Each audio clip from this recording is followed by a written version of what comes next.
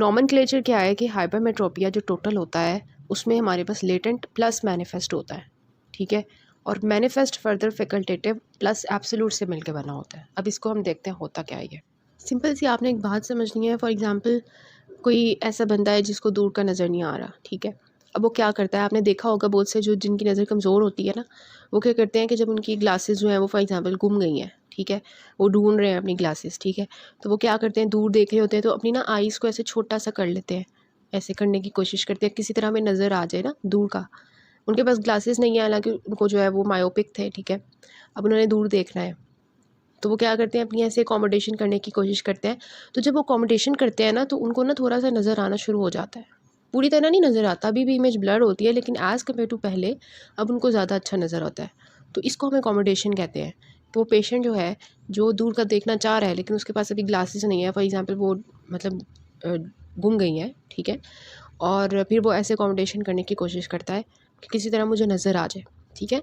सो इसमें क्या होता है, इसको हम लेटेंट कहते हैं, ये छुपा हुआ होता है, ठीक है, कि अकोमोडेशन आपको छुपी हुई नज़र नहीं आती। कोई पेशेंट है, उसको दूर का नज़र नहीं आ रहा फॉर एग्जांपल, या नज़दीक का नज़र नहीं आ रहा, अब वो डॉक्टर के पास गया है और उनको कह रहा है कि जो है ना मुझे नज़र नहीं आता, या नज़दीक का नज़र नहीं आता, या दूर का नज़र नहीं आता, तो उसके अंदर एक छुपा हुआ जो है ना एक एरर होगा, दैट इज़ लेटेंट एरर। और वो लेटेंट एरर किस वजह से होता है, अकोमोडेशन की वजह से होता है।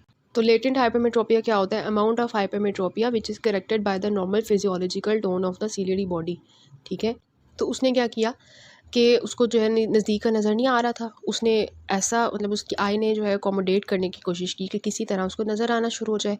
तो उसका जो लेंस होता है वो मैंने आपको बताया था कि नज़दीक देखने की वजह नज़दीक देखते हुए क्या होता है, लेंस जो है वो पतला सा हो जाता है, थिन हो जाता है, और उसका लेंस जो है वो थिन होता है, जिसकी वजह से उसको पहले से बेहतर नज़र आता है। इसी तरह अगर उसने दूर देखना है तो उसका लेंस जो है वो थिक हो जाता है ताकि उसको पहले से बेहतर नज़र आए, ठीक है।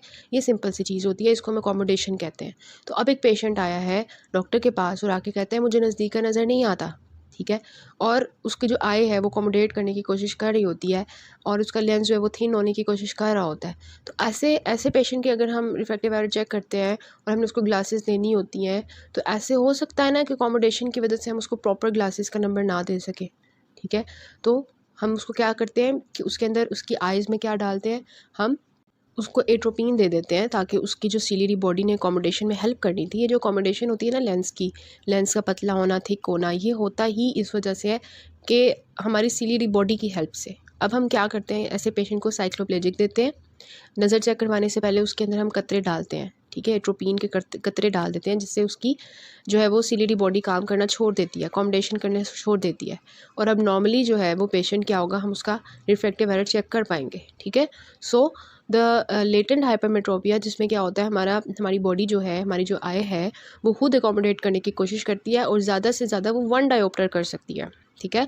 फॉर एग्जांपल उस पेशेंट को 5 डायोप्टर्स जो है वो नज़र नहीं आ रहा था, उसको 5 का एरर आ रहा है, ठीक है, मतलब उसकी जो नॉर्मल 60 डायोप्टर्स थी अब वो 55 डायोप्टर्स हो की हुई है रिफ्रैक्टिव पावर, जिसकी वजह से उसकी जो इमेज है वो बैक ऑफ आई में बन रही है, ठीक है। तो अब ऐसे पेशेंट को हम क्या देंगे, हम ऐसे पेशेंट को जो है वो उसमें जो अकोमोडेशन होगी वो 1 डायोप्टर की हो जाएगी, ठीक है, लेकिन स्टिल अभी 4 डायोप्टर्स की रिफ्रैक्टिव पावर रहती है जिसको उसने अकोमोडेट करना है। तो टोटल 60 थी, लेकिन उसके अंदर 5 डायोप्टर्स ख़राब है, उसके लेंस नहीं कर सकता अकोमोडेट, उसमें से 1 डायोप्टर उसने लेटेंट हाइपरमेट्रोपिया हो गया और 4 डायोप्टर्स अभी भी उसके अंदर प्रॉब्लम है, ठीक है। तो ऐसे पेशेंट को हमने कहा कि इसके अंदर 1 डायोप्टर की लेटेंट हाइपरमेट्रोपिया है। और मैनिफेस्ट क्या होती है, जो रिमेनिंग पोर्शन होता है हाइपरमेट्रोपिया का, और ये दो तरह का होता है, फैकल्टेटिव होता है और एब्सोल्यूट होता है। फैकल्टेटिव जो है ना, ये ऐसा होता है नॉर्मल मतलब ये नॉर्मल सी बात है कि ऐसा होता है फैकल्टेटिव जिसको हम अकोमोडेशन से करेक्ट कर सकते हैं, और एब्सोल्यूट हाइपरमेट्रोपिया ऐसा होता है जिसको हम अकोमोडेशन से भी करेक्ट नहीं कर सकते, ठीक है। कि फैकल्टेटिव ऐसे पेशेंट्स होते हैं जो अकोमोडेशन से अपनी जो रिफ्रैक्टिव पावर होती है उसको ठीक कर लेते हैं, ठीक है, लेकिन एब्सोल्यूट क्या होता है जिसमें वो जो है वो नहीं कर सकते, अकोमोडेशन से भी वो सही नहीं कर सकते अपनी रिफ्रैक्टिव पावर को। नेक्स्ट क्या होता है, क्लिनिकल फीचर्स क्या होंगे। हाइपरमेट्रोपिक पेशेंट्स जो हैं वो जब आते हैं क्लिनिक पे तो वो क्या सिम्टम्स लेके आते हैं, एस्थेनोमिक सिम्टम्स होते हैं सबसे पहले तो आई स्ट्रेन सिम्टम्स, ठीक है।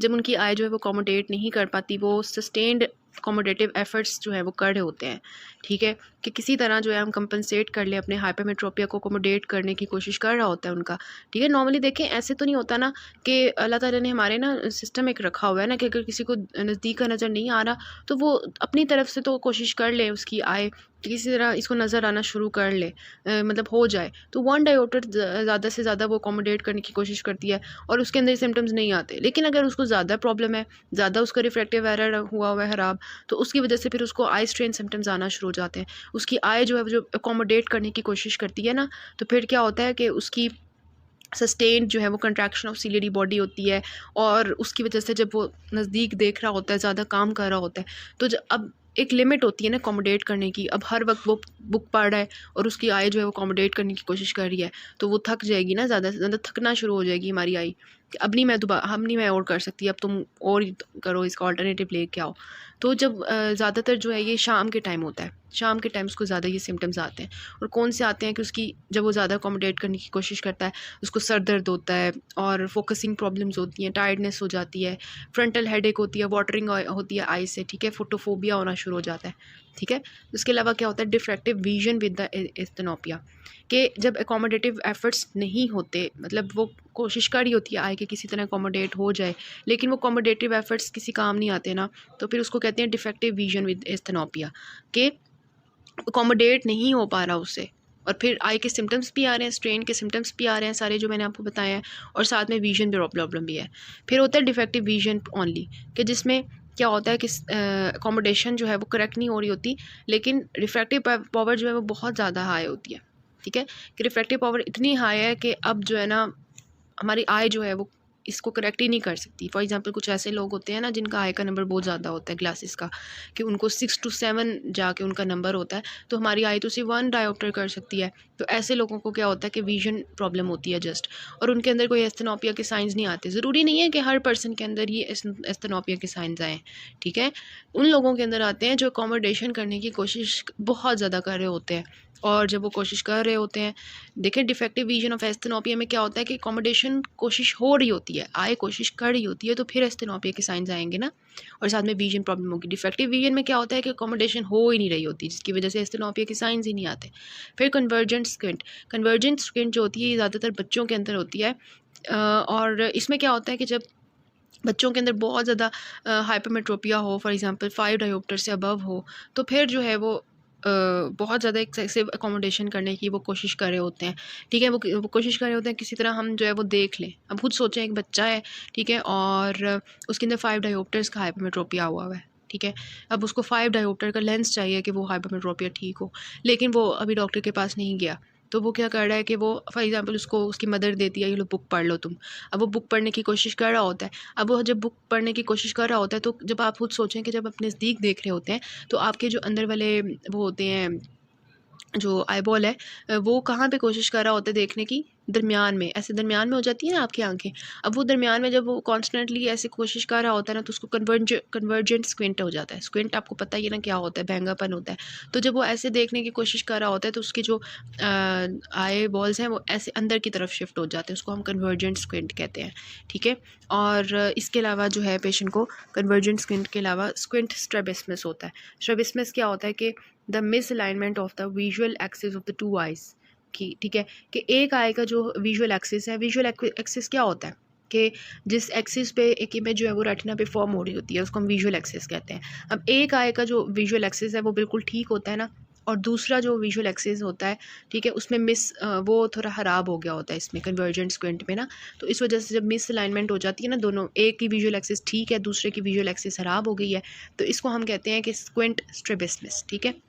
और स्क्विंट में फिर ऐसे पेशेंट आता है। साइंस क्या होंगे? साइंस ये होंगे कि पेशेंट के अंदर विजुअल एक्यूटी कम हुई होगी। जब हम स्नेलन चार्ट, ऐसे हाइपरमेट्रोपिक पेशेंट्स आएंगे तो हम उनकी जब करेंगे ना स्नेलन चार्ट से विजुअल एक्यूटी चेक, तो वो जो है वो कम हुई होगी, उनको कम नज़र आ रहा होगा, ब्लर नज़र आ रहा होगा, ठीक है। और फिर जो है आई बॉल जो है हम उसका साइज़ चेक करेंगे, एक्सियल लेंथ चेक करेंगे ए स्कैन से, तो वो कम हुआ होगा, ठीक है। नॉर्मल भी हो सकता है अगर उसको एक्सियल हाइपरमेट्रोपिया नहीं है।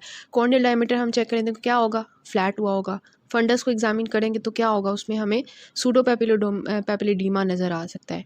ठीक है, ये इस केस में होता है जब हमारी जो हाइपरमेट्रोपिया होती है वो बहुत ज़्यादा हो जाती है, 5 डायोप्टर्स तक चली जाती है, तो उस केस में फिर सूडो पैपिलोडीमा होता है। ठीक है, कि पेशेंट जो है ना उसकी फंडस पे हमें ये फाइंडिंग्स मिल सकती हैं। ठीक है, और ए स्कैन जो है वो जब हम करवाते हैं तो हमें शॉर्ट एक्सियल लेंथ मिलता है, ये मैंने आपको बता दिया।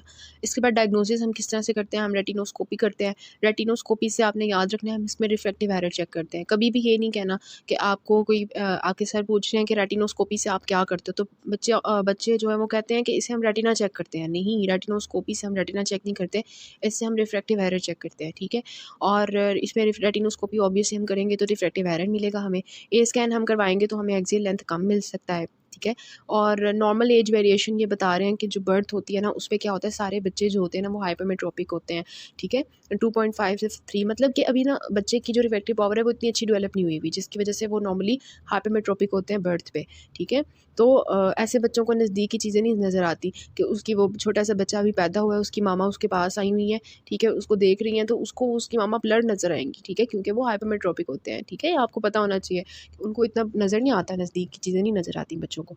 और 6 to 7 ऑफ एज में जाके उनकी जो है वो ईमेट्रोपिक होना शुरू होते हैं, क्योंकि आईबॉल ग्रोथ हो रही होती है। ठीक है, शुरू में बच्चे की जो आईबॉल होती है वो छोटी सी होती है, जिसकी वजह से उसको हाइपरमेट्रोपिया हुआ होता है। आहिस्ता आहिस्ता जब उसकी आईबॉल की ग्रोथ हो रही होती है, फिर आहिस्ता आहिस्ता वो 6 to 7 ईयर्स में जाके क्या होता है कि उसकी वो ईमेट्रोपिक होना शुरू हो जाता है। और 7 ईयर्स के बाद जो है वो आईबॉल की अगर ग्रोथ स्टॉप नहीं होती, क्योंकि 6 to 7 ईयर्स तक आईबॉल की ग्रोथ जो है वो स्टॉप हो जानी चाहिए। ठीक है, लेकिन अगर नहीं होती और वो बढ़ती जाती है आईबॉल जो है वो बड़ा होता जाता है, तो ऑब्वियसली वो हाइपरमेट्रोपिक से मायोपिया की तरफ चला जाएगा। इसको हम मायोपिया में डिस्कस करेंगे कि किस तरह से आईबॉल जो है बड़ा होगा और फिर उसकी इमेज होगी वो आगे बनेगी रेटिना के। ठीक है, और फिर सेवेरिटी ऑफ हाइपरमेट्रोपिया है, ये लो हो सकता है, मॉडरेट और हाई हो सकता है। अब आपको पता होना चाहिए अगर तो कोई पेशेंट है उसको 2 डायोप्टर्स या 2 डायोप्टर्स से कम का रिफ्रैक्टिव एरर है तो उसको हम लो कहते हैं। ठीक है, अगर मॉडरेट है तो मॉडरेट में क्या होता है 2 से 5 तक होता है।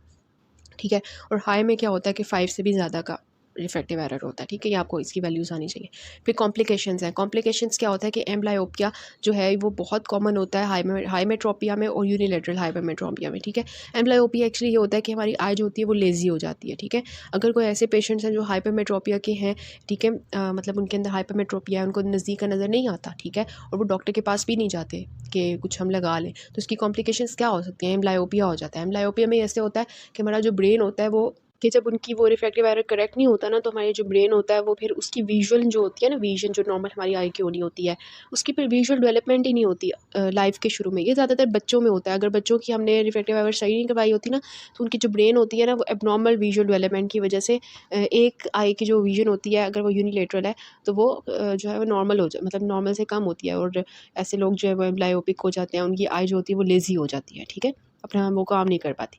फिर इसका ट्रीटमेंट आ जाता है कि ट्रीटमेंट हम नॉन सर्जिकल और सर्जिकल कर। नॉन सर्जिकल में ऑब्वियसली मैंने आपको बताया कि नज़दीक उसने देखना है। ठीक है, तो उसका लेंस कैसा होना चाहिए, मोटा होना चाहिए ना, तो इस वजह से हम इसमें क्या देंगे, हम कन्वेक्स लेंस लेंगे। कन्वेक्स लेंस का आपको पता है कि वो दरमियान से थिक होता है और साइड से थिन होता है, तो कन्वेक्स लेंस देंगे जो प्लस पावर का लेंस होता है। ठीक है, ये आपको मैंने बताया था। फिर कॉन्टैक्ट लेंसेज दे सकते हैं, जो लोग नहीं लेंसेज वो लगाना चाहते ग्लासेस, फिर उनको कॉन्टैक्ट लेंसेज देते हैं।